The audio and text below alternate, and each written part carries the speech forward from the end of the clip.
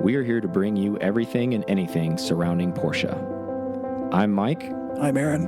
And this is P-Car Talk. To another episode of P-Car Talk. I'm Mike. And I'm Aaron. And here we are. We are set up. We're ready to go. And we got a great show for you guys. We got some crazy crap that's gone on in the world, right? Shocking. Florida man, right? So we have a story about a Florida man. Yep. Florida's winning on all accounts, I guess. Always winning. Doing all types of crazy crap. And this is nothing different. Funny story. A little bit of Porsche news as far as what their projection for 2025 and how much money they plan to spend on technology is. It's not a small amount. No. And then we'll get into some IMSA racing. We'll talk a little bit about Sebring. I know that happened a while ago, and then Road America just recently happened. Yep. We'll talk about the Porsche team and what's really going on there, and the dynamic of that, and some of our thoughts and theories about what's happening there, and we'll also go into. There's been 9/11 hybrid talk, potential debut date on that, when that may happen. Aller Bloom talked about that. Also talk about full EV, when that's going to happen, and some speculative numbers of that car, and then our thoughts and theories behind it. And then we'll close a little bit about the Cayenne S Overlander build that Aaron and I are doing. That's sponsored by Toyo. And we'll also talk about our thoughts we spent about 10 hours in the car when we drove it back from Nashville, flew in, drove it back, what were our thoughts and theories on it. And this is an 05 first gen, what we liked about it, what we didn't like about it, things like that. So you guys can hear, is it worth your time or not, right? Yeah. Let's get rolling. Florida man. We're Florida men, unfortunately, I guess. But not this Florida man. There's different levels of Florida man, right? Yeah. Like, I feel like there's layers to this. We haven't descended, I guess. There's different layers to Florida man, right? So this level of Florida man.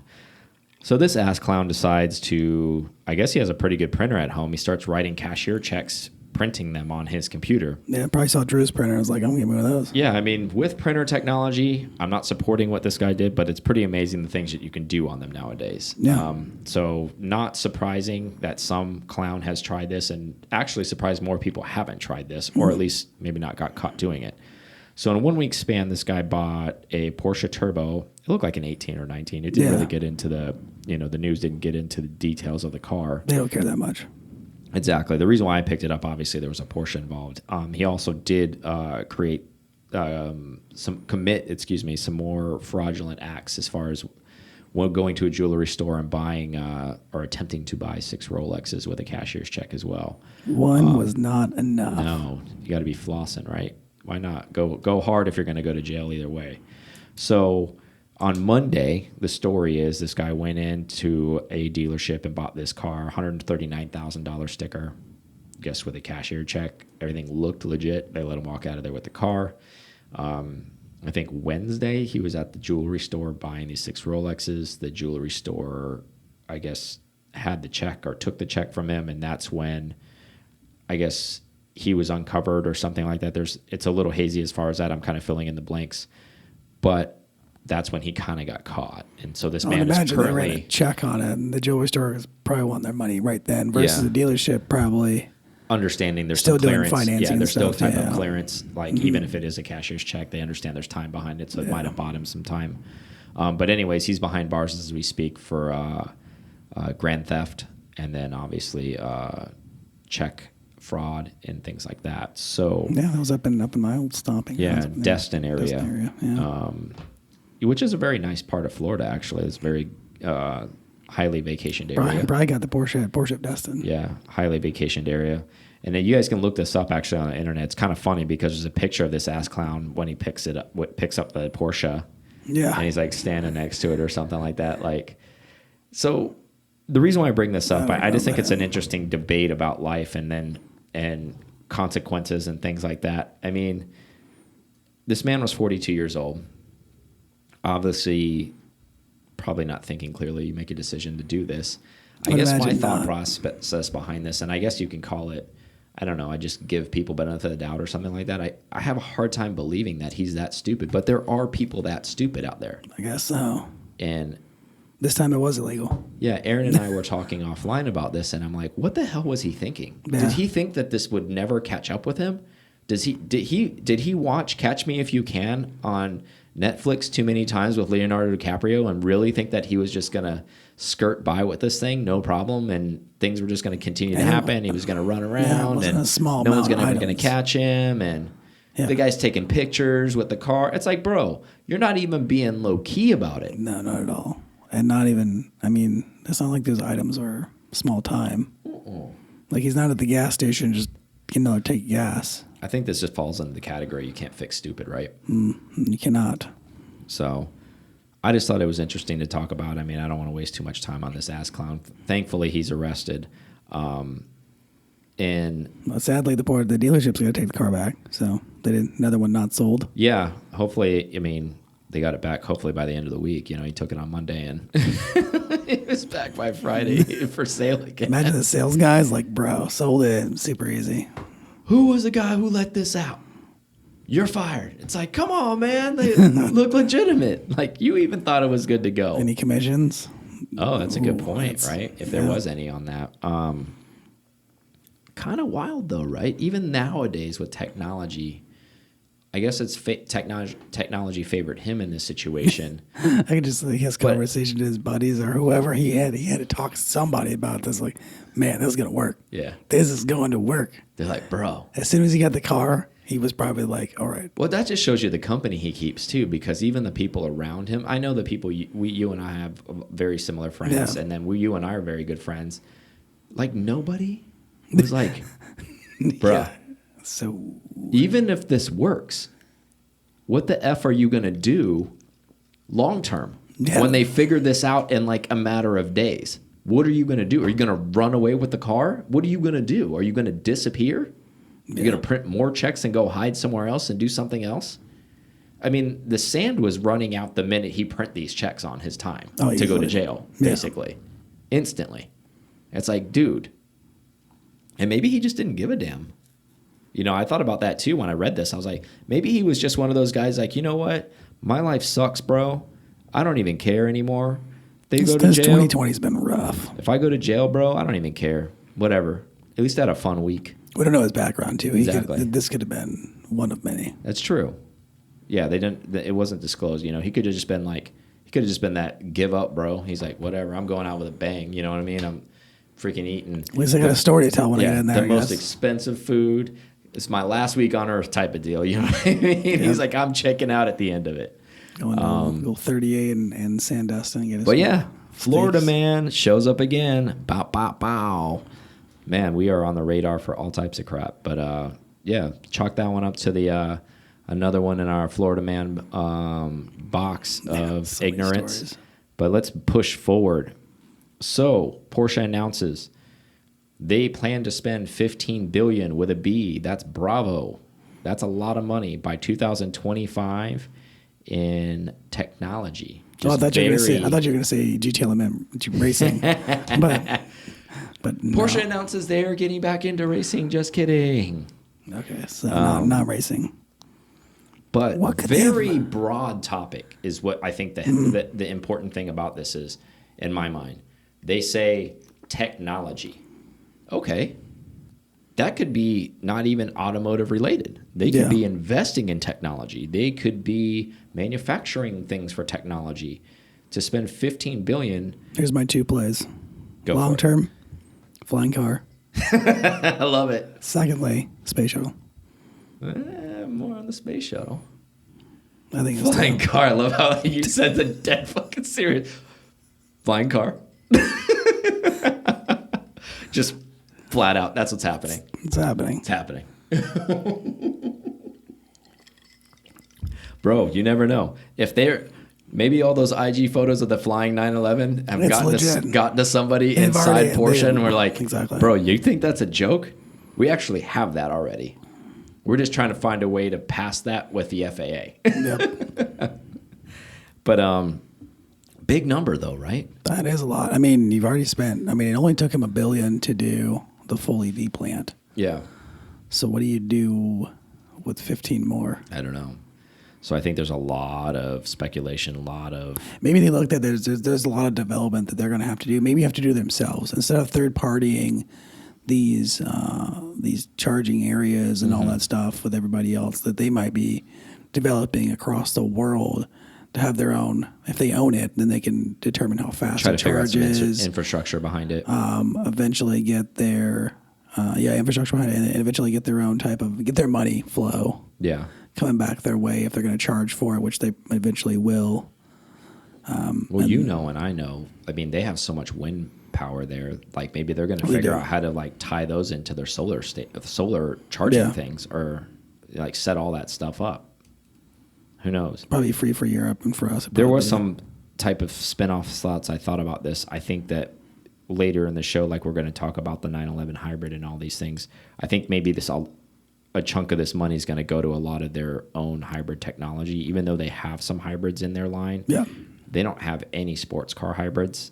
So I think maybe some of this money is going to go into some sports car hybrid technology, which is kind of probably like the 918 hybrid stuff. They're going to figure out how to not necessarily reinvent the wheel that they've already invented, but that was the layout of that car was totally different, engineerily speaking. Yep. To stick something like that in a Cayman or Boxster or 911 is going to be totally different. So they try to figure out the infrastructure. Additionally, there's going to be some dollars behind that, obviously, because you don't want to weigh the car down. So you got to figure out a way to make it light but still work well. Anti-gravity batteries. Yeah, and there's a cost behind that too, and I'm sure they're trying to not elevate that car too much, because then if you make it a price point where it's too high, the customers, even though it's a hybrid technology, they're not going to want to purchase the car, because now it's moved it into a different expense area where they're like, that doesn't really make sense. So I just think it's a really, really large number. Again, I'm bitching and moaning because the squeaky wheel hopefully will get the oil eventually from a company who says they don't have money to race. Well, that's when they have money, because they're not spending on racing. But you spend $15 billion in the next 4.5 years. But we don't know. It don't take. We know the numbers on this. Like, we've talked to the inside people inside Porsche, what it takes for them to run their team for endurance racing, and it's somewhere in the 10 to like 15 million range. If they throw a good 100 million at the race team, it'd be okay. Yeah, but I'm just saying for them, because I get all the sponsorship money. What I'm saying is like for their cost, because they're getting a lot of sponsorship money. So even if they paid out of pocket, let's go on the high side, like you just said, 100 million, bro. That's a low end F1 team, but a good G2 team. You still have a lot of liquid left for all this. Yep.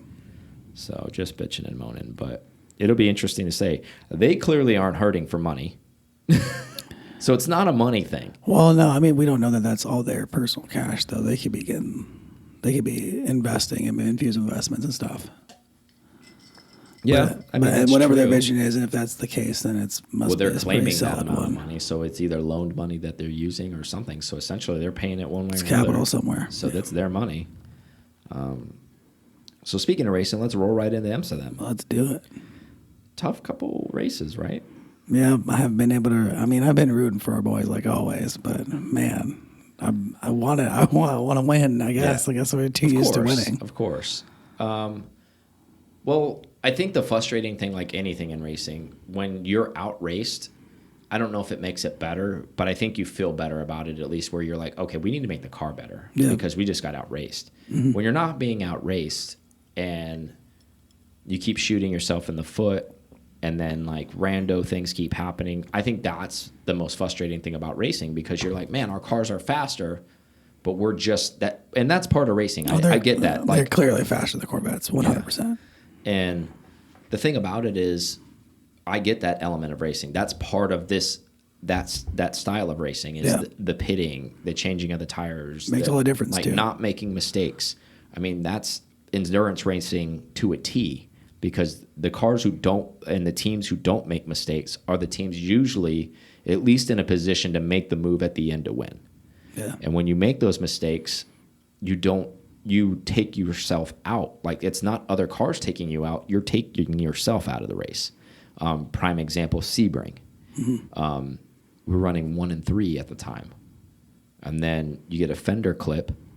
Okay, great. Now, what was it? Which we blamed on the Corvettes. I did. Yeah, but I mean, it's still our job. Yeah. Because they're coming out of the pits ahead of us. We're forcing it. And like we talked about this many times at lunch, you and I. it's back to that. Yes, they're racing, and but they're probably they on would have come track. out 1, 2, 3, and 4 had they come out the pits. Yeah, but the difference is they're not in the pressure environment when they race still. Yeah. Like, what do you mean? Like, I'm not talking about the specific race. I'm talking about while they're practicing, because there's not enough reps. Yeah. Like, when they're practicing, there's not enough traffic on the track. There's not enough people coming out of pit. Like, yes, they are racing on track. They know their lines. They're fine when they're out there. But that's where these mental mistakes are happening. Like, when you do something like this and you clip your teammate's car and rip the front, clip off, he's got to come back in. Now he's losing position. Okay, not only did you shoot him, now you shot yourself because you cut a tire on the very next lap. Which he did when he went hard and then compressed and then it split. And then you cut a tire, so now you have to come in. So now you're losing position, and now both of them are screwed essentially. So, I mean, that's Sebring in a nutshell. That was. So now you fast forward, to Road America, which just recently happened. Cars are running good. Everything's going pretty good. And then all of a sudden, boom, weather hits. Till the UK boys hit the rain. Yeah, and it was like super, super rain. According to, I think it was Bamber that said it, but I was telling you this too. Even though it was raining on one side of the track and dry on the other. Yeah. They, according to what happened by Bamber, I think it was Bamber, he was saying that he didn't hear there was no radio communication to let him know that it was raining, even though you can clearly see these gray clouds. So when he hydroplaned hard because he was running like he came into an area and couldn't really see it. I mean, he was going quick because you saw him go yeah. For him just tapping his mirror on the side of the tires, which was amazing. Yeah, well, the gravel pit helped that a lot. Yeah. Because he went entirely through it, so it worked. Sideways. It worked. I remember you telling me that, and I agree. It's hard because you and I have sim raced and we've been in race cars before, and the visibility really sucks. Oh, it was terrible. However, I guess it might have been too late when he saw it because there was a lot of all these cars were leaving Rooster Tails, and there were cars ahead of him. But I'm thinking probably by the time he saw those Rooster Tails, it didn't matter. It was already too late. He was already. It was already too late. You could see when he came from the dry to the wet, you could already see it because I pointed it out whenever Chris and I were watching. I was like, "Oh, yeah," and you could see him moving, just and coming way too hot. Way you could too see hot. him fish the back end wiggling, and he would just went straight through the corner. And I mean, he's on full slicks at that point too, so it doesn't matter. Nobody's saving that. Doesn't matter how good you are. And then, freaking bad luck at the end. Tandy's running. He's running third. Yeah. And what was it? Last lap. I don't know what happened because I don't think they showed a replay of actually what happened. So what happened was the rain picked up again. Oh, okay. And for anybody who didn't watch the race, so they went under yellow in the last 30 seconds. I mean, not 36. Excuse me. Last 30 minutes of the race, essentially 45 minutes of the race. But under rule, they couldn't switch tires to rain. So then when they red flagged them and they were stuck in there, they still couldn't switch. So they had to finish what they were on. Well, they were going to finish under yellow, but then they lifted it to green. I think it was 8 minutes to go. Yeah, I think they gave them like 8 to 7 minutes of green flag racing. So the guys that had slicks on were running slicks in the rain because it was still raining. Yeah. So there was no. Now, when they went green, which the LMP car that was running up front, the Mazda car, it pitted immediately. Yeah, it did. And it just gave it up because it was just like, I'll wreck. There's no sense of me even attempting to finish the next 8. I mean, he didn't like quit racing, but they switched the tires so he could go back out, get points or whatever. But he was in I think he was in second or first when he pitted. So I mean, how detrimental is that? Because he didn't finish first when he came back out. Obviously, I don't even think he finished at the top. No, that's what I'm looking at. So Tandy could have done that.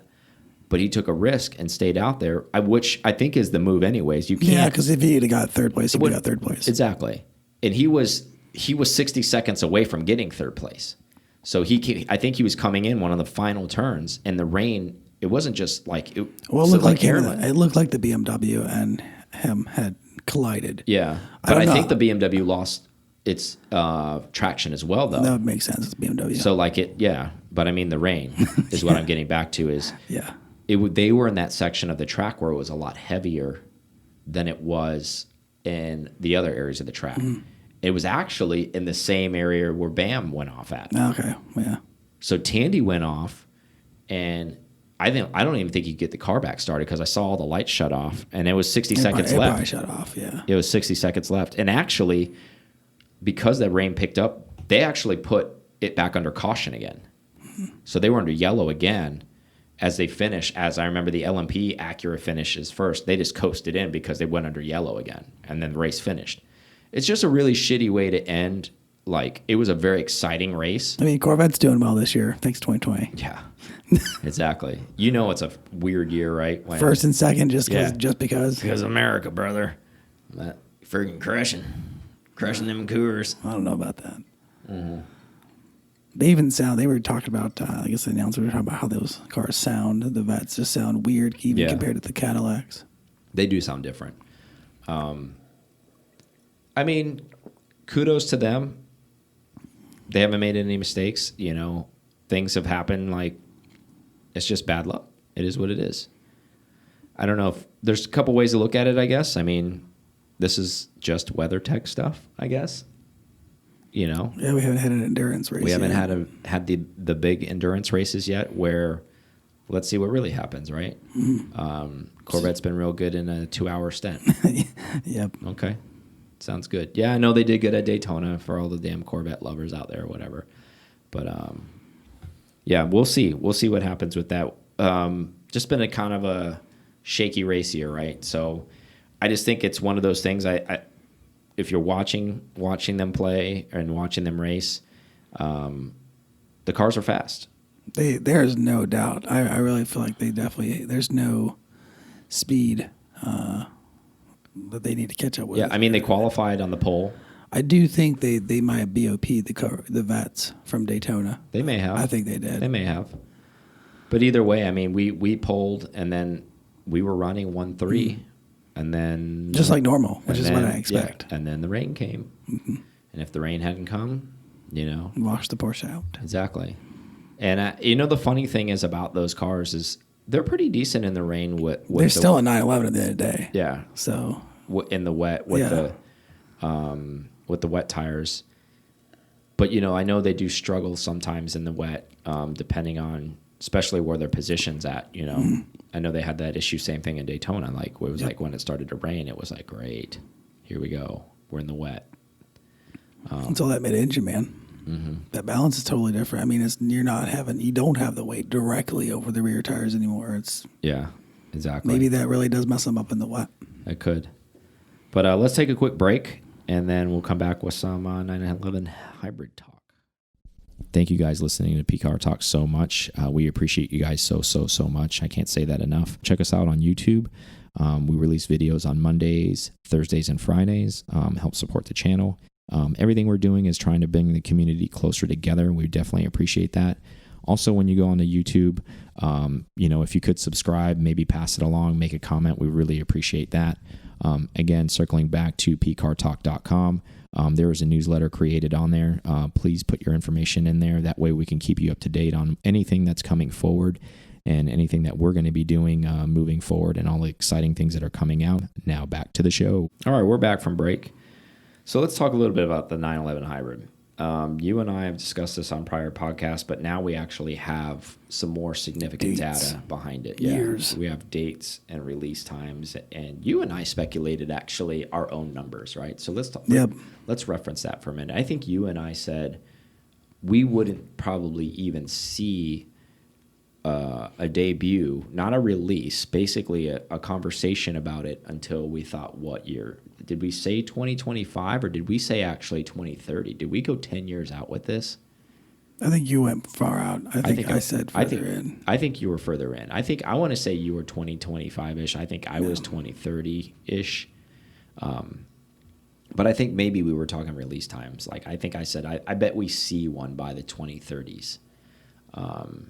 You know, or maybe sooner. Who knows? Anyways, if you want to listen to those podcasts, you can beat us up in the comments. We don't even remember what we said on it. But the point is, they were further out than what's actually being told now. Yeah, that's where this important conversation is. So, you know, the people in charge of the 911 program at Porsche have indicated that we'll see a debut, not a release. So I'm going to be clear about that. A debut, either if there's a Geneva Motor Convention ever again, or maybe just the Geneva or Frankfurt or somebody. or just the online version of in-house releases and seeing it on social media if that's the road we're still under at that time. But anyways, they're saying 2023. Which lines up with a lot of the other things that are coming out. At least, well, that's hybrid, though. That's not full EV. So, I mean, that lines up. Macan now is coming out earlier. Cayman Box are coming out full EVs. 2023. So for them to so that's kind of a big year for them, basically on the calendar right now. 2023 market. Yeah. It's going to be a big year. So you think about that. They have a lot of full EVs coming within Porsche, and then they're going to, I think, it's almost kind of like, when you write an amendment or something like that. No. You want the House of Senate to pass something, or you want a bill to be passed by Congress, and it's in this big booklet of shit. Yeah. And 90% of it is what you really want. And then there's this 10% that's hiding within like page number 76 out of like 390. And it's like an excerpt at the very end, and it's super small. And it's one of those where you're already being lulled to sleep, and it's like, oh yeah, we're gonna stick a 911 hybrid in there too. And it's like continuing on. It's like, what the hell? What did you read? So just a thought. Now that we said 2023, that's 3 years, almost 4 years. Well, actually, we're halfway through 2021, so we're actually talking 2.5 years. Well, I was saying that's where that $15 billion is going. Oh, you think for this hybrid 911? Maybe it's hybrid. Well, maybe it's all that electric stuff. It's really where they're. It's costing. It's costing a lot more for production. Mm-hmm. But a lot of that skateboard shit, they already have that. Yeah. Money's already spent there, right? Yep. So I mean, Formula One. Maybe Formula E. So hybrid 911. So hybrid 911. They're saying 2023 or 2024 with an actual release. Customer deliveries in 2026. It's a long time. It isn't. It isn't though. You think it's really 2026, or do they want to say 2026 just to? I think it's going to be sooner than that. Not deliver, just to give a little time to don't hate it, that type of thing. I think it's going to be sooner than that. I actually think that 2026 is the long, like you said. It's a long time. I think Porsche's smart. That's a feeler number. Yeah. Like if this is well recepted, we'll probably see it in 2024. That's what I would think too. If the public's okay with it, like the 911 diehards, I think we might actually see one in production by 2024. I think the long number might be full EV 911. Yeah, I think so too. I think that's the long term. Now, when we say hybrid, this isn't going to be something that replaces the actual combustion. Just joining the lineup. Yeah, I think this is just going to be a model within that line, along with another one. Obviously, so they're just going to add another option essentially to it. Well, 8 options instead of 7. Exactly. But like we know, and if you don't know, you're getting educated right now. This is the stepping stone to the full EV. So this is how they're doing it. We talked about this. They're going to hybrid everybody in. Like, oh yeah, it's cool, it's awesome. Like it's not as bad as I thought. And then they take the rug out from under you, and then it's full EV. And then you're like, it's okay, it's not as bad. So it's kind of inching you in instead of just saying full on. Here you go. Well, they want to make sure they get it right. And that's the biggest thing everybody talks about. Oliver from Downstud, they want to make sure that the 911 stays the 911 no matter what version it is. Well, it's very important to get that right. That's a flagship. That's what they're known for. And I think it even goes further than getting it right. I think it's more of kind of, again, not having this whole myth where their clientele is very influential. And if they start this whole shaming and hate shaming the 911 because it starts to change out of this thing, because you and I know this already, all of these people bitch and moan about how big the 911 is and all this kind of stuff, and how the ones in the 70s were the ones to have and all that kind of stuff, and we don't disagree with that, but we're also realist, right? It's 2020. You cannot make a car that small anymore. Yep. With DOT regulations and shit like that. It exists as far as safety technology. Do I enjoy those older cars? Yes. But also, do I understand why things need to be made to? Yes. I don't have the damn blinders on where I'm so, roadblocked up to change. I get why things have to happen. Do you necessarily have to like them? No, you don't.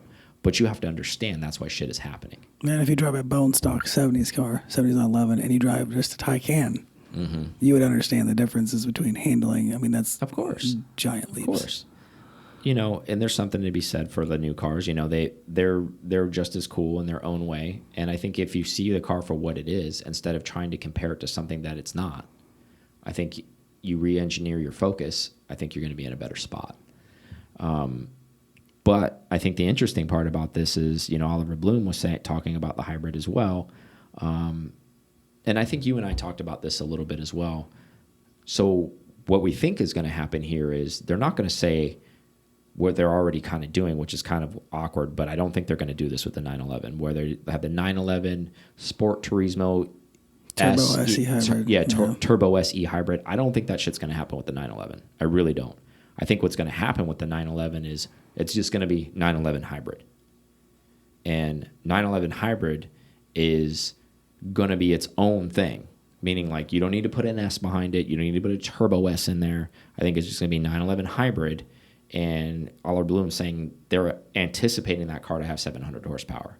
So if you're already going to have a 700 horsepower car, it's probably going to get all of the amenities of your top end stuff. So it's going to be a higher end car anyways. So I appreciate your nomenclature change. Yeah. But with the 700 horsepower, that's going to be Turbo SE hybrid. No matter what, I think that's what I think they've already done. That's me being wishful. Yeah, but because they've already done with the Sport Turismo, and if it's around that same power, they're going to go, well, it's like Turbo S power. Well, here's where I know you're right and I'm wrong, is because look at the Taycan Turbo S.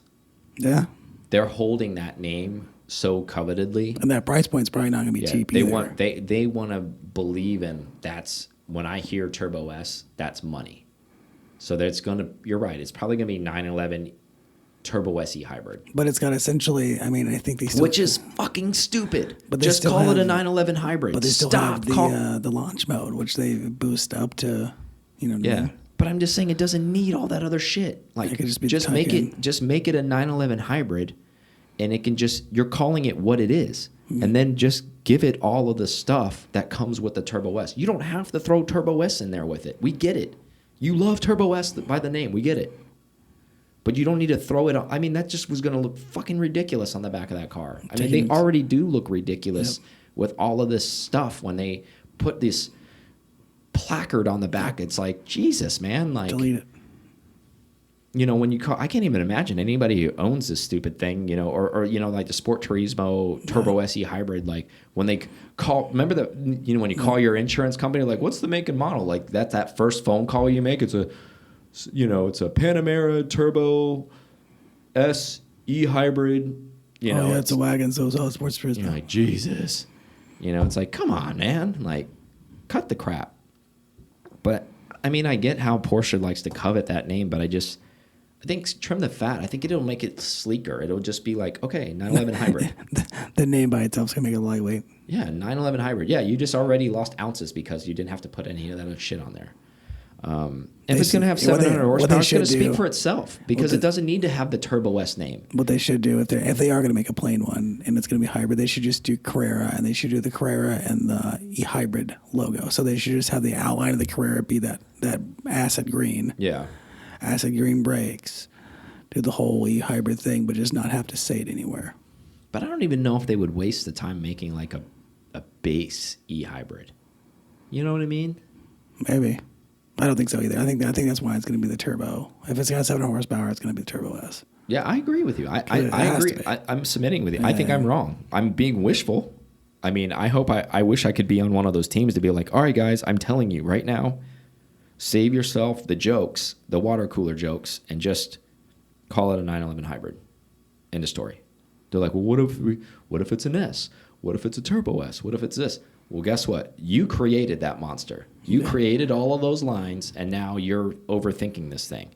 Don't make a base one. Just make a 911 hybrid. Just say, hey, it's 700 horsepower, and these are the colors you can do. You can do a PTS. You can do all this stuff. Here are your wheel options. just let them put the bolt-on stuff on for options. Meaning, like, you want to change the interior? Great, that's fine. It's still a 911 hybrid. End of story. Yeah. You know, instead of having this, well, I got a 911 Carrera hybrid base, and then I got the Turbo SE hybrid. You know what I'm saying? I'm just saying, like, it's just too much language for me. For a new buyer, I could see where it'd be a little overwhelming. Well, I mean, I just think, not even for a new buyer. I think people that are within the Porsche community, I think that's just too much. I mean, it's a joke. I just think it's, why? I mean, it's got to be an internal joke too. I mean, if I worked there, I'd be like, oh, what are you going to name this thing? Like, you know. Yeah, how long can it be? Yeah. Can we, what other things can we stick on here? Oh, we do things in Weissach. Let's put the Weissach pack on the 911 Turbo Sports Turismo E-Hybrid S EV edition / Stuttgart edition. Like, how much shit can we put on the back? Like, we ought to do a joke with, like, have a car and see, like, how many labels we can get on the back of the damn thing and just keep sticking crap on it. There's a lot of room on Sport Turismo. Exactly. I think it'd be funny. But anyways, enough about that.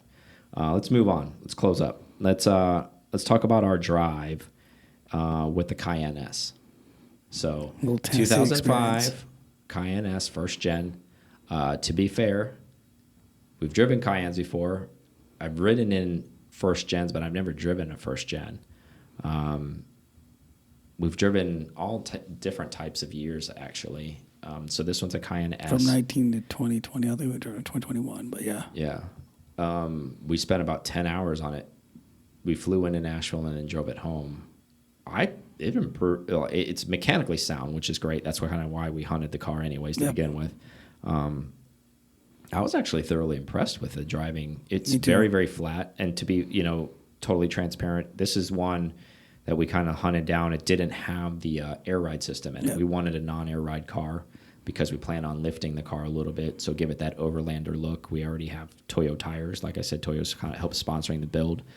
Some all-terrains for it that are already here. We got a ladder rack for it, a roof rack that we're going to throw a tire on. We got a bull bar coming and some rally lights for it. I think we're going to do some like houndstooth or tartan type interior inserts. And kind of just make it a nice little daily driver / overlander. The person that had it before us had they already did an exhaust, basically delete. Yeah. So it's essentially cats and then pipes after that. Sounds so good. But it sounds really good. It doesn't sound obnoxious, believe it or not. Like, I guess because there's so much sound deadening inside the car. It's actually, it does get pretty quiet. I don't know if it's just... It's not like there's zero drone, but like when you mash it, it sounds like V8, like it's supposed to. Like it's like any straight pipe. And it's not like any, I guess I couldn't say it's like any other straight pipe V8 because it's not. It's got its own tone.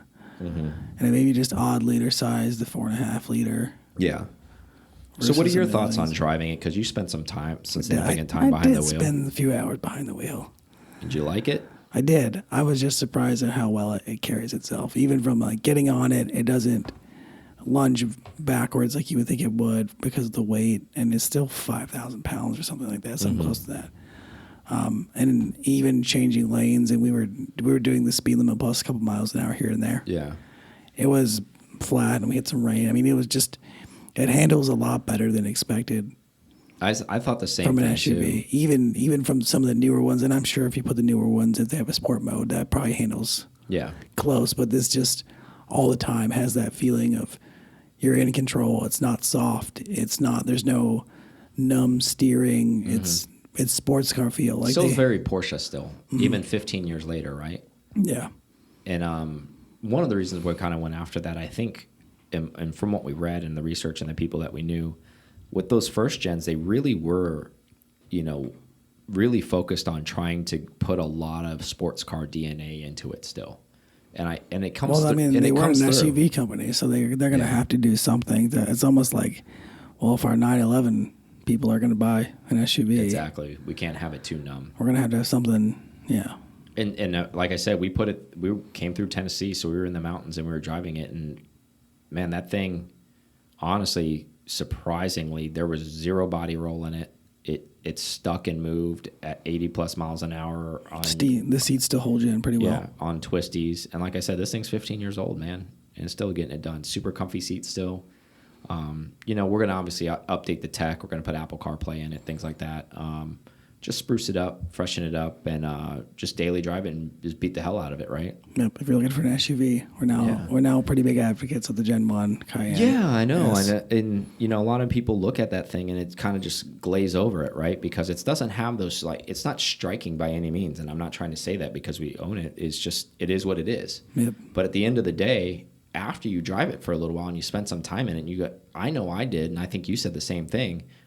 We get it. Why don't more people have them at the price point that we have it? So that's true. I mean, it's less than. I mean, even because we know my wife has been looking at them too. Now that which is understandable though. Yeah, they're. I mean, less than 10 grand. Yeah, I mean, we're going to do a full build on this Cayenne S with tires, wheels being powder coated, inserts on seats, off-road rack, and you know, Apple CarPlay. Front bar with rally lights, you know, full paint correction, things like that. And then obviously all the little gremlins it has in it. All the locking actuators need to be replaced. So we're doing all that. Yeah. So getting gas was a little bit of a, yeah. Why don't you dive into that a little bit? That was interesting. That was a 2-person maneuver. so it's a good thing I decided to come on the trip. Yeah. Well, we didn't know that. He's like, well, where's the gas thing at? Well, I found it and I hit it and I was like, it's doing door nothing. Pop open? We didn't hear any actuators. We didn't hear anything. So I hit it again. Nothing. And I was like, well, you know what? I'll just open the rear hatch. And so that didn't work either. Yeah. So we're like, okay, well, something must be messed up between there. There must be a fuse or something. We didn't know at the time, and we weren't in a position. We were just trying to get gas. We were probably like 5 hours into our trip at that time. No, we needed gas. It wasn't like let's go to the next gas station. It was like it was time to get gas. It's like So we ended up popping a panel off, and there's like this rubber, long, like tassel looking thing with a thumb on it. So I pulled it, nothing happened. I'm pulling on it, and then he's having to pull on the gas door at the same time. Finally, we get it open. Yeah. So first crisis averted. That was first time. Gas. And then we had to get gas again. Yeah. Did we get gas again? Yeah, we did. Gas again, yeah. We had to do it again. But we left it off because we kind of knew the deal. Yeah. So. We didn't know at the time, but, you know, me being like OCD, I woke up the very next morning and I'm like, I bet this thing's a fuse situation. And it was fuse number 31 on the passenger side that had blown. However, the fuse keeps blowing, which indicates one of two things, obviously a battery issue or some wiring. But I think it's really connected to the rear actuator in the hatch is failing. So it's not drawing the right amount of power.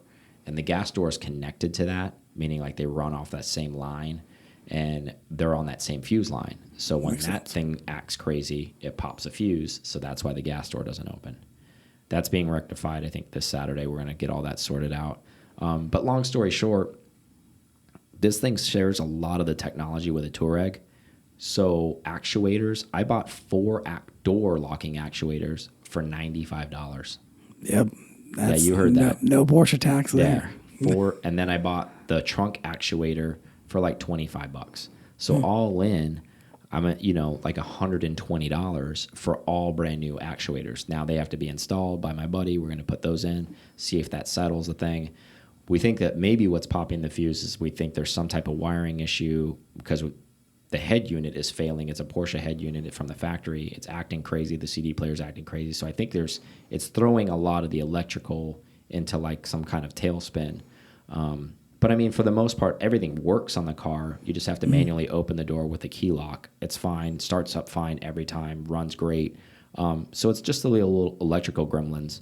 Knock on wood. The drivetrain is great. The guy who had it did a lot of engine maintenance on it already.